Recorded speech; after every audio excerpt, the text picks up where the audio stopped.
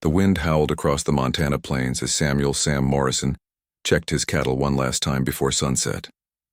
The 42-year-old rancher pulled his worn hat down against the October chill, his weathered hands gripping the reins of his faithful horse, Thunder. Sam had been working this land for nearly 20 years, ever since he'd bought the small ranch with money saved from his cattle driving days. As he rode back toward his modest wooden farmhouse, something caught his eye near the old oak tree by his water well, a small figure huddled against the trunk, barely visible in the fading light. Sam's hand instinctively moved toward the rifle on his saddle, but something made him pause. The figure was too small, too still. He dismounted carefully, his boots crunching on the dry autumn grass. As he got closer, he could see it was a child, a Native American boy who couldn't have been more than 8 or 9 years old. The boy's clothes were torn and dirty, his thin frame shaking from cold and exhaustion. Dark circles rimmed his eyes, and his lips were cracked from thirst. Sam knelt down slowly, not wanting to frighten the child. The boy looked up with large, dark eyes filled with fear and desperation. He tried to scramble away, but he was too weak to move far. Sam could see the boy's ribs showing through his torn shirt. "Easy there, son," Sam said softly, keeping his voice calm and gentle. "I'm not going to hurt you." The boy didn't understand English, but something in Sam's tone seemed to ease his panic slightly. Sam noticed the child's hands were stained with berry juice. He had been trying to survive on whatever wild food he could find. Without hesitation, Sam scooped the lightweight boy into his arms. The child was so thin that Sam could feel every bone. As he carried him toward the house, the boy's head lolled against Sam's shoulder, too exhausted to resist. Inside his simple home, Sam placed the boy on his own bed and lit the oil lamp. In the yellow light, he could see the full extent of the child's condition. The boy was severely malnourished and dehydrated. His feet were cut and bleeding from walking barefoot across rough terrain. Sam quickly fetched water and a piece of bread, offering small sips and tiny bites to the starving child. He knew from his army days that feeding someone too much too quickly after starvation could be dangerous. The boy's eyes never left Sam's face as he ate, still wary but desperate for the food. As the night wore on, Sam cleaned the boy's wounds and wrapped him in warm blankets. He didn't know where the child had come from or how he had ended up alone on the plains, but Sam knew one thing for certain. He couldn't let this boy die on his land.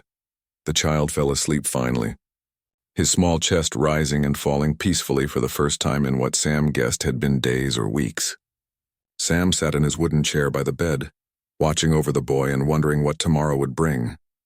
Outside, the wind continued to howl across the empty plains, but inside the small ranch house, a cowboy and a lost child had found an unexpected moment of peace together. Sam didn't know it yet, but this simple act of kindness was about to change his life forever. Sam woke before dawn to the sound of the boy stirring. The child sat up quickly, his eyes darting around the unfamiliar room with panic. When he saw Sam, he pressed himself against the wall, clearly preparing to run despite his weakened state. "It's all right," Sam said gently, raising his hands to show he meant no harm. "You're safe here." The boy's stomach growled loudly and Sam smiled. "Hungry again? That's a good sign." He moved slowly to avoid startling the child and went to prepare a simple breakfast of oatmeal and milk from his cow, Bessie. As Sam cooked, he studied the boy more carefully in the morning light. The child's clothing suggested he came from one of the local tribes, probably Crow or Blackfoot. His hair was long and black, and despite his current condition, Sam could see he had been well cared for before whatever had happened to separate him from his family.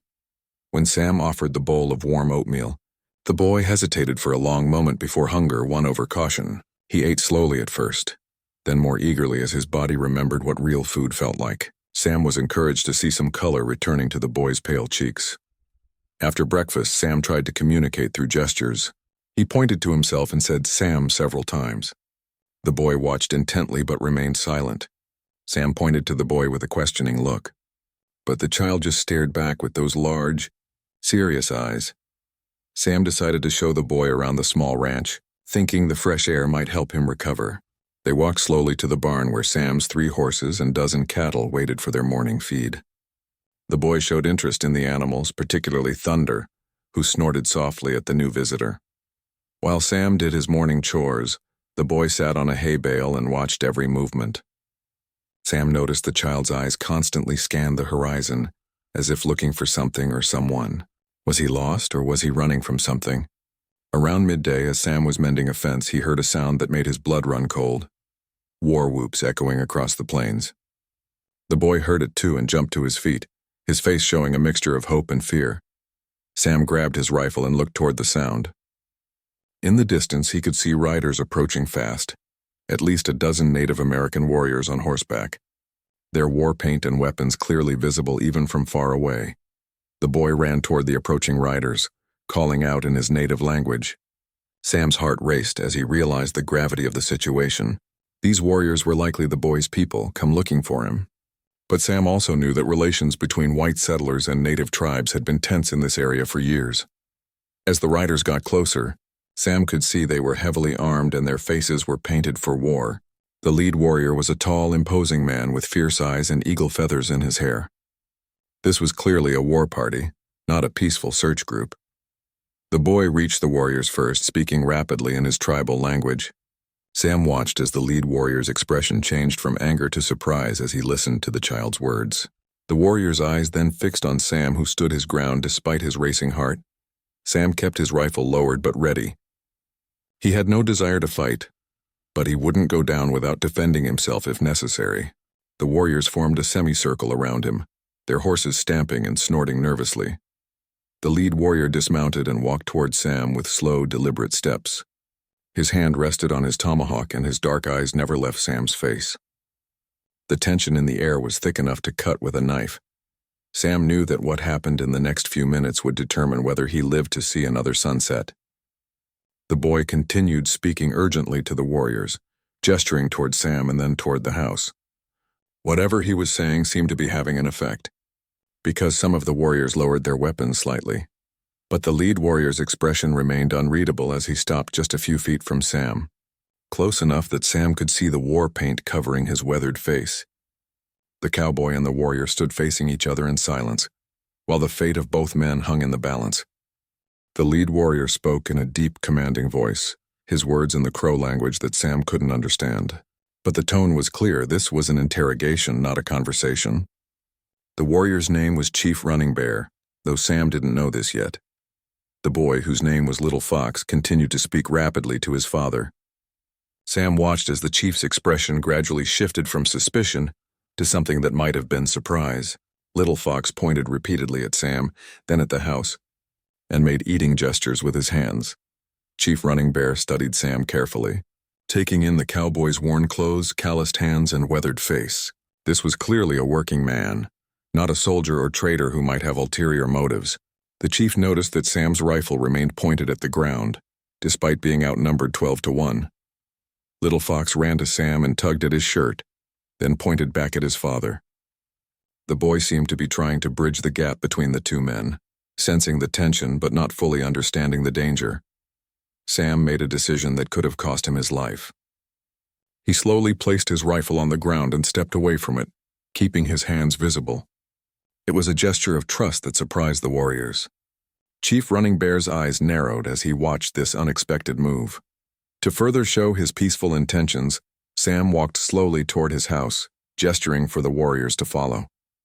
Little Fox ran ahead, calling back to his father in their native tongue. The warriors exchanged glances, uncertain whether this was wisdom or foolishness. Inside the house, Sam showed them the bed where Little Fox had slept, still rumpled from the night before.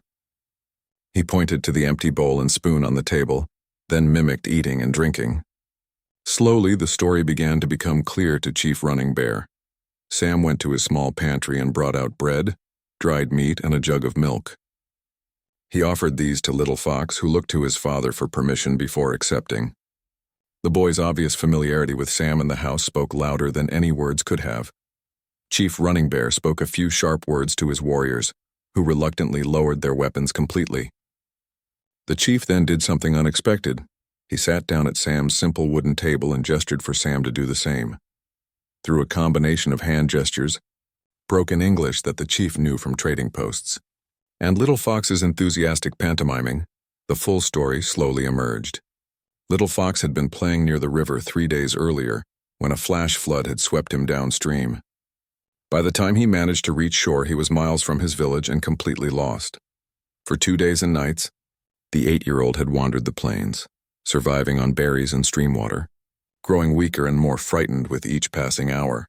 His family and tribe had searched frantically, following the river and expanding their search in ever-widening circles. Chief Running Bear's voice grew heavy with emotion as he explained through gestures how his only son had vanished. The entire tribe had been preparing for war, believing that white settlers had kidnapped or killed the boy. The discovery that a white rancher had instead saved his son's life was overwhelming. Sam began to understand the magnitude of what had almost happened. If Little Fox had died on his land, if the tribe had found his body near Sam's ranch, nothing could have prevented a bloody war. The area's delicate peace would have been shattered, and many people on both sides would have died. The chief stood and walked to where Sam sat. For a moment, the rancher thought his life might still be in danger. But instead of reaching for his weapon, Chief Running Bear placed his hand on Sam's shoulder and spoke words that Sam couldn't understand, but whose meaning was unmistakable. Gratitude. Little Fox ran to Sam and hugged him around the waist, chattering excitedly in Crow. The boy's joy was infectious, and even some of the stern warriors outside began to smile. But Chief Running Bear's expression suddenly grew serious again. He spoke urgently to his warriors, and they quickly mounted their horses. Sam watched in confusion as the entire war party prepared to leave immediately. Through gestures, the chief made Sam understand that they needed to return to their village quickly, to call off the larger war party that was being assembled. Hundreds of warriors from allied tribes were gathering, ready to sweep across the territory in revenge for Little Fox's presumed death. The chief mounted his horse and lifted Little Fox up behind him. The boy waved goodbye to Sam, but there was something in Chief Running Bear's expression that suggested this wasn't really the end of their encounter. As the warriors rode away, Sam stood alone in his yard, his heart still pounding from the morning's events. He had no idea that his simple act of kindness had prevented a war, or that word of what he had done was already spreading through the tribal networks faster than any horse could travel. Sam tried to return to his normal routine, but the encounter with Chief Running Bear and his warriors had left him unsettled. As he worked with his cattle that afternoon, he couldn't shake the feeling that he was being watched. Every shadow seemed to hold potential danger. Every sound made him look up from his work. That evening, as he sat on his porch with a cup of coffee, Sam reflected on how quickly life could change. Just 2 days ago, his biggest worry had been whether his cattle would survive the coming winter. Now he had become involved in something much larger than himself, the delicate relationship between two worlds that barely understood each other. Sam had always tried to stay neutral in the conflicts between settlers and native tribes. He had seen enough violence during his time in the cavalry before becoming a rancher, and he wanted no part of it now. He just wanted to work his land in peace and maybe save enough money to expand his small herd. But Little Fox had changed everything. The boy's innocent trust had awakened something in Sam that he hadn't felt since his own younger brother had died of fever years ago. For one night he had been responsible for protecting someone helpless, and it had reminded him why he had left the army, because he was tired of seeing the strong prey on the weak. The next morning brought an unseasonably warm day for late October. Sam was repairing his barn roof when he noticed riders approaching from the east. His heart began to race, but as they got closer, he could see these weren't warriors, they were white men, and they were riding hard. The 3 men who arrived at his ranch were clearly exhausted and frightened. Their leader was a thin man named Patterson, who Sam recognized from the nearby town of Cedar Falls. Patterson's clothes were torn, and his horse was lathered with sweat. "Morrison," Patterson called out as he dismounted. "Thank God you're alive. We've been riding all night to warn folks. There's a massive war party gathering to the north. Hundreds of warriors from different tribes are massing for an attack. You need to pack up and get to town immediately." Sam climbed down from his roof, his mind racing. "How do you know this?" "Army scouts spotted them yesterday evening," Patterson replied, wiping sweat from his forehead. "They're saying it's the biggest gathering they've seen in years. Could be planning to hit every ranch and settlement between here and the Missouri River." The other 2 men nodded grimly. One of them, a young homesteader named Jake Willis, spoke up. "My wife and kids are already in town. We're telling everyone to abandon their places until the army can deal with this threat." Sam felt a chill that had nothing to do with the weather. He knew this war party was connected to Little Fox's disappearance. If Chief Running Bear hadn't reached the other tribes in time, if they still believed the boy was dead, then Sam's kindness might have started the very war he thought he had prevented. What exactly did the scouts see? Sam asked carefully. Crow, Blackfoot, Cheyenne warriors all gathered in one camp, Patterson replied. War paint, weapons, the whole thing. They say there's enough firepower there to wipe out every white settlement in 100 miles. Sam's heart sank. Either Chief Running Bear had failed to call off the gathering, or the other tribes hadn't believed him. Either way, innocent people on both sides were about to die because of misunderstandings and fear. You coming with us, Morrison? Jake asked impatiently. We need to get back to town before they spot us. Sam looked at his small ranch, the house he had built with his own hands, the barn where he had sheltered his animals through countless storms, the land he had worked so hard to make productive. Everything he owned was here. I'll follow you shortly, Sam said finally. Just need to secure a few things first. The three men exchanged worried glances. Don't wait too long, Patterson warned. Army says they could move at any time. After the riders left, Sam stood alone in his yard, torn between practicality and principle. The smart thing would be to pack up and leave immediately. But something held him back, a feeling that running away wouldn't solve anything. As the sun began to set, Sam made a decision that surprised even himself. Instead of packing to leave, he began preparing for visitors. He cleaned his house thoroughly, made sure he had plenty of food and coffee, and placed his weapons in a storage chest where they couldn't be seen as threatening. If the warriors were coming, Sam decided he would meet them not as an enemy, but as the man who had cared for Little Fox. It was probably foolish, possibly suicidal, but it felt like the right thing to do. That night, Sam sat on his porch with no weapons in sight, waiting to see what dawn would bring. He thought about Little Fox's trusting eyes and Chief Running Bear's hand on his shoulder. Somewhere out there, decisions were being made that would affect the lives of hundreds of people. As he watched the stars appear in the clear Montana sky, Sam Morrison prepared to bet his life on the power of simple human kindness. Sam woke while it was still dark, his body tense with anticipation. He had barely slept, startling awake at every sound the wind made through the trees. As the first pale light of dawn began to appear on the eastern horizon, he stepped outside to begin what might be his last morning routine. He fed his animals as always, milked Bessie and gathered eggs from his chickens. The familiar tasks helped calm his nerves, though his eyes constantly scanned the surrounding plains for any sign of movement. The morning was unusually quiet. Even the birds seemed to sense that something important was about to happen. As the sun climbed higher, painting the grasslands golden in the early light, Sam saw them. At first it was just a dark line on the distant horizon, like a cloud shadow moving across the ground. But as the line grew closer, Sam realized he was looking at more riders than he had ever seen in one place. They came slowly, deliberately, spread out in a long formation that stretched as far as Sam could see in both directions. There had to be at least 200 warriors, maybe more. Representatives from multiple tribes rode together, their different styles of dress and war paint creating a patchwork of colors and symbols. Sam's mouth went dry as he watched the massive war party approach. Every instinct told him to run, to mount Thunder and ride as fast as he could toward town. But his feet remained planted firmly on his porch as he watched what looked like his approaching doom. The warriors stopped about 100 yards from his house, their horses forming a loose semicircle that completely surrounded his property. The sight was both terrifying and magnificent. Dozens of proud warriors sitting silently on their painted ponies, weapons gleaming in the morning sun, eagle feathers and scalp locks fluttering in the gentle breeze. At the center of the formation, Sam could see Chief Running Bear on a magnificent black stallion. Next to him sat Little Fox, looking tiny beside the imposing warriors but smiling broadly when he spotted Sam. The boy waved enthusiastically, and several of the warriors turned to look at him with what might have been amusement. Chief Running Bear raised his hand, and the entire war party fell into complete silence. The only sounds were the snorting of horses and the whisper of wind through grass.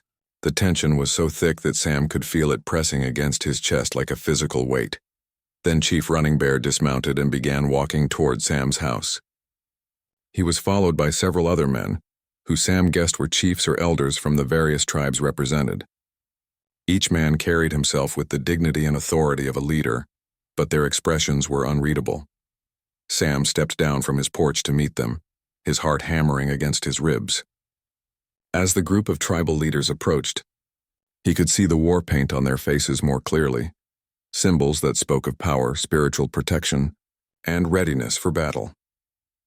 Chief Running Bear stopped a few feet from Sam and studied him for a long moment. Then, to Sam's amazement, the chief began to speak in careful but clear English. "Sam Morrison," Chief Running Bear said, his deep voice carrying easily across the quiet yard. "You saved the life of my son, Little Fox." Sam nodded, not trusting his voice to remain steady. Any man would have done the same. A slight smile crossed the chief's weathered face. No, many would not have. They would have seen an Indian child and turned away, or worse. One of the other chiefs, an elderly man with silver-streaked hair, stepped forward. He spoke in his native language, and Chief Running Bear translated. "Grey Wolf of the Blackfoot says that when word of your kindness reached his village, his warriors put down their weapons. They had been ready to ride to war over the death of a child, but you had kept the child alive." Another chief, younger but equally imposing, spoke next. Chief Running Bear continued translating. "Spotted Eagle of the Cheyenne says his people had traveled many days to join this war party. When they learned the truth, they chose to come anyway, not for war but to see the white man who chose mercy over fear." Sam looked out at the mass of warriors surrounding his property. "You mean they're not here to fight?" Chief Running Bear shook his head. "They are here to honor you, Sam Morrison. You prevented a war with one act of kindness. You fed a hungry child when you could have driven him away. You cared for him when you could have ignored his suffering." The chief gestured toward his assembled warriors. "These men represent 7 tribes. Yesterday we were ready to paint the plains red with blood. Today, we stand in your yard in peace because of what you did for one small boy." Sam felt his knees go weak with relief and amazement. "I just did what seemed right." "Yes," Chief Running Bear said solemnly. "And that is why we are here. Not all white men would have done what seemed right. Not all of our people would have done what seemed right. But you did." Little Fox ran forward and hugged Sam around the waist, chattering excitedly in Crow. Chief Running Bear laughed and translated. "He says you make the best oatmeal he has ever tasted, and he wants to know if you will teach his mother how to make it." For the first time since the warriors had appeared, Sam allowed himself to smile. What happened next would become legend throughout the Montana Territory for generations to come. Chief Running Bear raised his voice so that all the assembled warriors could hear him, speaking first in Crow, then translating to English for Sam's benefit. "Warriors of 7 tribes," the chief called out. "This man, Sam Morrison, has shown us that not all white men are our enemies. He has proven that kindness can be stronger than fear, that mercy can prevent war." A murmur went through the crowd of warriors, and Sam saw many of them nodding in agreement. Some of the younger braves looked skeptical, but the older warriors seemed to understand the significance of what had happened. Grey Wolf, the elderly Blackfoot chief, stepped forward and spoke in his own language. His voice was strong despite his age, carrying the weight of many years of wisdom. Chief Running Bear translated his words. "Grey Wolf says that in all his 70 winters he has never seen a gathering like this one. 7 tribes that have sometimes fought each other, now standing together in peace on the land of a white rancher. He says this is a sign from the Great Spirit that there is another way besides war." Spotted Eagle of the Cheyenne spoke next, his younger voice filled with passion. As Chief Running Bear translated, Sam learned that the Cheyenne had ridden for 5 days to join what they thought would be a war of revenge. Instead, they had found a story of compassion that challenged everything they believed about white settlers. One by one, the other tribal leaders came forward to speak. There was Red Hawk of the Sioux, Iron Bear of the Crow, and others whose names Sam would never fully master. Each told of how the story of Little Fox's rescue had spread through their villages like wildfire, changing minds and opening hearts that had been hardened by years of conflict. Then Chief Running Bear did something that stunned everyone present. He removed a beautiful necklace from around his neck, a piece made of carved bone, turquoise, and eagle feathers that clearly held great spiritual significance. He placed it around Sam's neck while speaking in Crow. "This belonged to my grandfather and his grandfather before him," the chief explained in English. "It is worn only by those who are considered brothers to our people. You are now family to the Crow Nation, Sam Morrison. Your home is our home and our home is yours." But the ceremony wasn't finished. Each of the other tribal leaders came forward with their own gifts. Grey Wolf presented Sam with a magnificent war bonnet, its eagle feathers representing countless acts of bravery. Spotted Eagle gave him a painted shield that had protected Cheyenne warriors in battle for 3 generations. The gifts kept coming: a ceremonial tomahawk, a beautifully beaded jacket, a pipe carved from sacred red stone, and many others. Each item represented not just material value, but spiritual significance and tribal history. Sam was overwhelmed by the generosity and the honor being shown to him. Little Fox ran back and forth between Sam and the warriors, clearly delighted to be at the center of such an important event. The boy had become a bridge between 2 worlds, and he seemed to understand the importance of what was happening. As the gift-giving concluded, Chief Running Bear made an announcement that would change Sam's life forever. Speaking loud enough for all to hear, he declared that Sam Morrison was now under the protection of all 7 tribes. Any harm done to him would be considered an attack on their people. But more than that, the chief continued, this land where you showed kindness to my son is now sacred ground. No warrior from any of our tribes will ever raise a weapon here. This place will be remembered as the spot where war became peace. The warriors began to mount their horses, preparing to return to their various villages. But before they left, they performed one final ceremony. At a signal from Chief Running Bear, all 200 warriors raised their weapons high in the air, not in threat, but in salute. The sound that rose from their throats was unlike anything Sam had ever heard. It wasn't a war cry, but something deeper and more powerful, a chant of respect and brotherhood that seemed to shake the very ground beneath their feet. Sam stood in his yard, wearing the sacred necklace and surrounded by the gifts of 7 tribes, watching as the largest war party ever assembled in that region rode away in peace. Little Fox waved goodbye from his father's horse, calling out promises to return soon to visit his white brother. As the last of the warriors disappeared over the horizon, Sam sank down onto his porch steps, overwhelmed by what had just happened. In the space of 3 days, he had gone from being a simple rancher to being a legendary figure in Native American oral tradition. But perhaps more importantly, he had learned that a single act of kindness, performed without thought of reward, could have consequences beyond imagination. By feeding one hungry child, he had prevented a war and built bridges between 2 worlds that had seemed destined for eternal conflict. The morning sun continued to shine down on his small ranch, but Sam Morrison's world had become infinitely larger. The news of what had happened at Sam Morrison's ranch spread like wildfire through both the white settlements and Native American villages. Within a week, riders were arriving daily at Sam's door. Some were curious townspeople who wanted to hear the story firsthand. Others were newspaper reporters from as far away as Denver and Chicago, who had caught wind of the remarkable tale. Sam found himself uncomfortable with all the attention. He had never sought fame or recognition for his actions, and the constant stream of visitors disrupted his quiet ranch life. But he understood that the story had become bigger than just him. It represented hope for peace in a region that had known too much violence. The U.S. Army sent a colonel to interview Sam about the incident. Colonel William Hayes was a career military man who had spent years fighting Native American tribes, and he was skeptical of reports that hundreds of warriors had gathered peacefully on a ranch owned by a single cowboy. "You're telling me that a war party of 200 warriors rode onto your property, gave you gifts, and left without any violence?" the colonel asked, examining the sacred necklace Sam still wore. "That's exactly what happened," Sam replied calmly. "They came to honor what they saw as an act of kindness, not to make war." Colonel Hayes shook his head in amazement. "In 20 years of fighting Indians, I've never heard of anything like this. Do you understand what you've accomplished here, Morrison? You may have single-handedly prevented the bloodiest Indian war this territory has ever seen." The government officials who followed wanted to use Sam's story for their own purposes. Some wanted to hold him up as an example of how white settlers should treat Native Americans. Others wanted to use the tale to justify their policies of forced relocation and cultural assimilation. Sam refused all their requests to speak publicly or travel to Washington. He had no interest in becoming a politician or a symbol for anyone's cause. He just wanted to return to the simple life of raising cattle and working his land. But the tribes remembered their promise. Throughout that winter and into the following spring, Sam found that his relationship with the Native American peoples of the region had fundamentally changed. Crow hunters would stop by to share fresh meat. Blackfoot traders offered him the finest horses at prices far below market value. Cheyenne women brought beautifully crafted goods to trade for his cattle. Little Fox became a regular visitor, often staying for days at a time.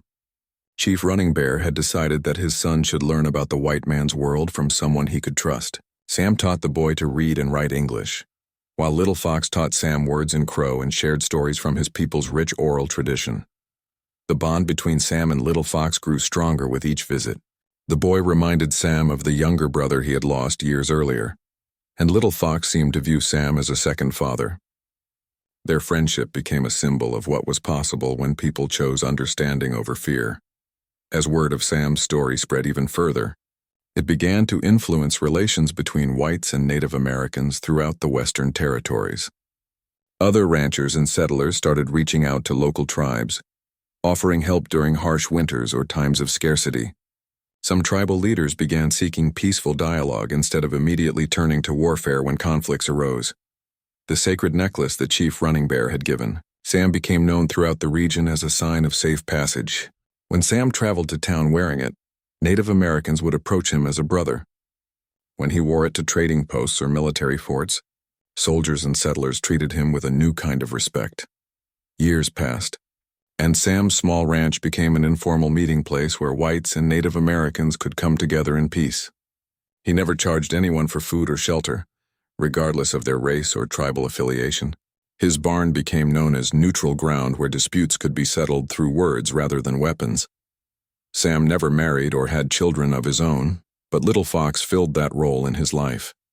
When the boy grew to manhood, he chose to spend time in both worlds, living part of the year with his Crow family and part of the year helping Sam with his ranch.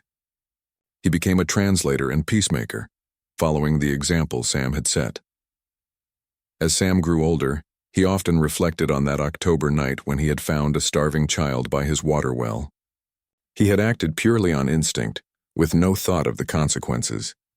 Yet that simple decision to share his food and shelter had changed not just his own life, but the lives of countless others.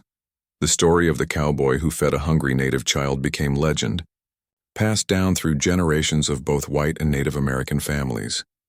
It served as a reminder that in a world often divided by fear and misunderstanding, one person's act of kindness could build bridges that lasted far beyond their own lifetime.